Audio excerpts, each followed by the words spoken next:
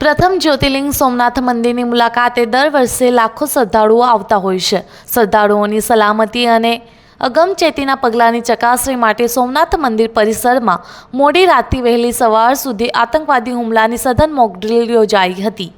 National security guard સાથે police વિભાગ, આરોગ્ય, ફાયર સહિત વહીવટીતંત્રના સંબંધિત વિભાગ અને સોમનાથ ટ્રસ્ટના કર્મચારીઓના સંયુક્ત પ્રયાસો સાથે યોજાયેલી આ મોક ડ્રીલમાં આતંકવાદી હુમલા સમયે સાવચેતીના પગલાં ચકાસવા અંગે બ્લેકઆઉટ સહિતના તમામ તબક્કાઓ આવરી લેવામાં આવ્યા હતા। વહેલી સવાર સુધી ચાલેલી આ મોક ડ્રીલમાં મંદિરમાં કોઈપણ પ્રકારની કટોકટીની સ્થિતિ સર્જાય તો કઈ રીતે શ્રદ્ધાળુઓને બચાવી શકાય, વિવિધ વિભાગના સંકલનથી ત્વરિત પગલાં લેવા સોમનાથ મંદિરના મુખ્ય પ્રવેશ દ્વારથી દિગ્વિજય દ્વાર, હમીરજી સર્કલથી ગૌરીકુંડ અને લીલાવતી ભવન,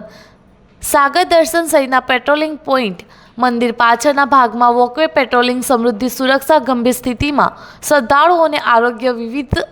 સુવિધા પૂરી પાડવા સહિતના તમામ તબક્કાઓનું વિવિધ સંભાવનાઓ સાથે મૂલ્યાંકન કરવામાં આવ્યું હતું। સોમનાથ મંદિરમાં મહત્વનું ધાર્મિક સ્થળ હોવાને કારણે આ પર્યટન સ્થળ પર આતંકવાદી હુમલાનો સામનો કરવા અને પ્રથમ પ્રતિભાવ તરીકે સ્થાનિક તંત્રની તૈયારીઓ સુનિશ્ચિત કરવા આ મોક ડ્રીલ યોજાઈ હતી।